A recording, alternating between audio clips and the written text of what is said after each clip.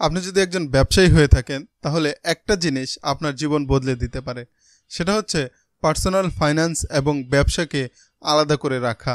এটা যদি আপনি করতে পারেন, আপনার জীবন, আপনার ব্যবসা আরও সাফল্যের দিকে এগিয়ে যাবে।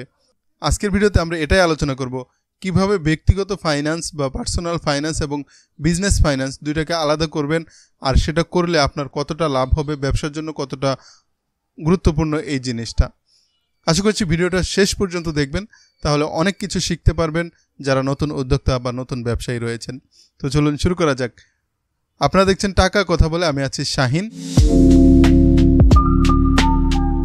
প্রথমেই সবচেয়ে গুরুত্বপূর্ণ কাজ হচ্ছে আপনার ব্যবসা প্রতিষ্ঠানের নামে একটা ব্যাংক অ্যাকাউন্ট চালু করা। আপনার ব্যবসা প্রতিষ্ঠানের নামে যে ব্যাংক অ্যাকাউন্ট চালু হবে, সেই ব্যাংক অ্যাকাউন্টেই আপনি আপনার ব্যবসার সকল টাকা পয়সা জমা করবেন, উত্তোলন করবেন, ইত্যাদি ইত্যাদি। আর মাস শেষে অথবা নির্দিষ্ট সময়ে আপনি আপনার নিজের জন্য সেই ব্যাংক অ্যাকাউন্ট থেকে একটা নির্দিষ্ট পরিমাণ টাকা তুলে নেবেন, ব্যক্তিগত খরচ করার জন্য অথবা সাংসারিক খরচ চালানোর জন্য। এতে করে আপনার ব্যবসার জন্য একটা লাভও হবে।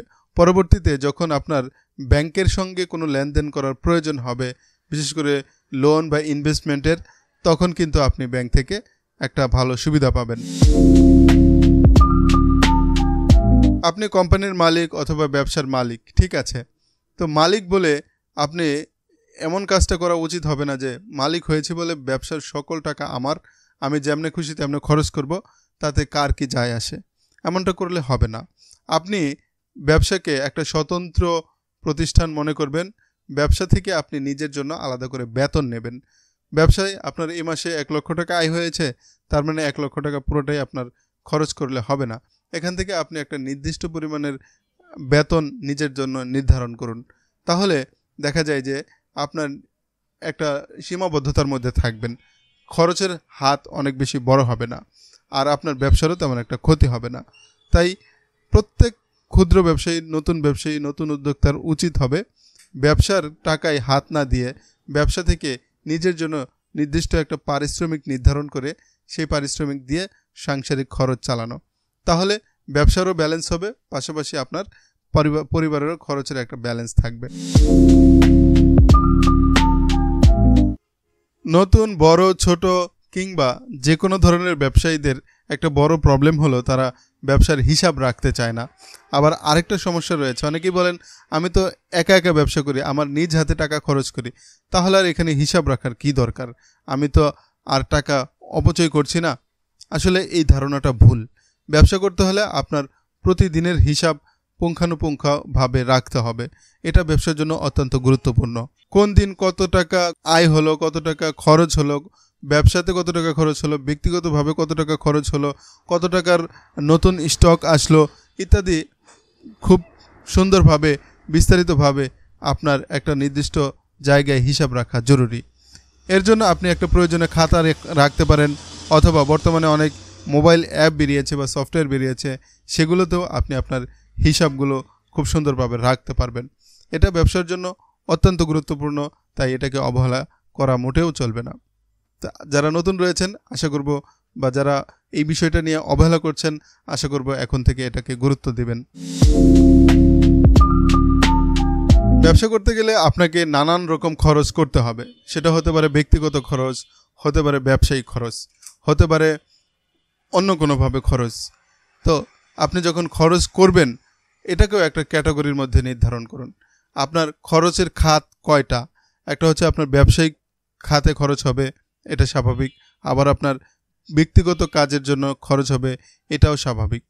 কিন্তু আপনার ব্যক্তিগত কত টাকা খরচ করলেন এক মাসে, আর আপনার ব্যবসার জন্য কত টাকা খরচ করলেন, এটার কিন্তু একটা নির্দিষ্ট হিসাব রাখা জরুরি।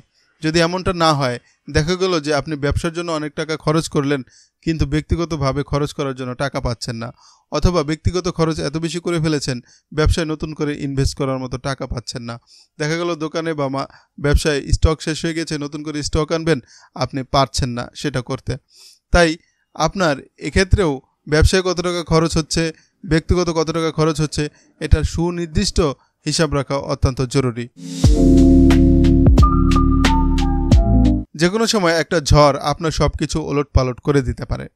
হয়তোবা আপনার ব্যক্তিগত জীবনে ঝড় আসতে পারে, ব্যবসায়িক জীবনে ঝড় আসতে পারে।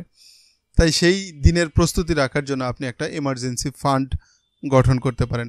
এমার্জেন্সি ফান্ডে আপনি ব্যবসার জন্য একটা এমার্জেন্সি ফান্ড করতে পারেন, আপনি আপনার ব্যক্তিগত জীবনের জন্য একটা এমার্জেন্সি ফান্ড করতে পারেন।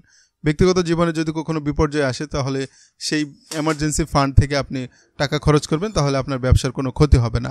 আবার যদি আপনার ব্যবসায় কোনো বিপর্যয় আসে তাহলে ব্যবসার সেই এমার্জেন্সি ফান্ড থেকে খরচ করবেন, তাহলে ব্যবসার কোনো ক্ষতি হবে না বা আপনার ব্যক্তিগত জীবনেও তেমন একটা বিপর্যয় আসবে না।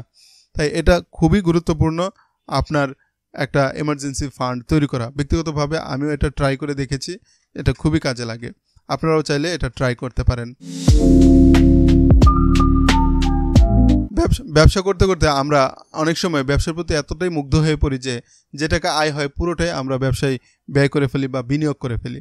এটাও একটা ভুল সিদ্ধান্ত, কারণ আপনার নিজের ব্যক্তিগত কিছু সঞ্চয়ও রাখা জরুরি। ব্যক্তিগত সঞ্চয়ের জন্য আপনি সঞ্চয়পত্র, মিউচুয়াল ফান্ড, স্বর্ণ বা গোল্ড ক্রয় করতে পারেন, করে সেগুলো আপনি আলাদা করে সঞ্চয় করতে পারেন। এটাও কিন্তু আমার প্রত্যেকের করা জরুরি। এটা আমাদের ভবিষ্যতের নিরাপত্তা প্রদান করবে, কারণ ব্যবসা এখন ভালো চলছে, কোনো সময় ব্যবসা খারাপও যেতে পারে। তাই সব টাকা বিনিয়োগ করা যাবে না ব্যবসাতে, কিছু টাকা নিজের জন্য সঞ্চয় করতে হবে। ব্যবসার টাকা এবং নিজের টাকা যদি আলাদা না করতে পারেন তাহলে আপনি কখনো বুঝতেই পারবেন না ব্যবসায় কত টাকা আয় হচ্ছে বা ব্যবসায় কত টাকা ব্যয় হচ্ছে, বা ব্যক্তিগতভাবে আপনি অতিরিক্ত খরচ করে ফেলছেন কিনা, অথবা আপনার ব্যক্তিগত জীবন অনেক বেশি বিপর্যয় বা কৃপণতার মধ্য দিয়ে যাচ্ছে কিনা, এগুলো আপনি বুঝতে পারবেন না। তাই এখনই সময় আপনার ব্যক্তিগত সঞ্চয় বা টাকা পয়সাকে ব্যবসা থেকে আলাদা করুন, তাহলে এটা আপনাকে অনেকটাই নিরাপত্তা প্রদান করবে। আজকের ভিডিওটি যদি আপনার কাছে উপকারী মনে হয় তাহলে ভিডিওটিতে একটা লাইক দিবেন, চাইলে চ্যানেলটি সাবস্ক্রাইব করতে পারেন, আপনার বন্ধুর সঙ্গে ভিডিওটি শেয়ার করতে পারেন, আর আপনার মূল্যবান মতামত আমাদের সঙ্গে জানাতে পারেন। আর আপনি আপনার ব্যবসাকে কিভাবে এগিয়ে নিচ্ছেন সেটাও আমাদের কমেন্টে জানাতে পারেন। দেখা হবে আবারও নতুন কোনো ভিডিওতে। সে পর্যন্ত ভালো থাকবেন। আল্লাহ হাফিজ।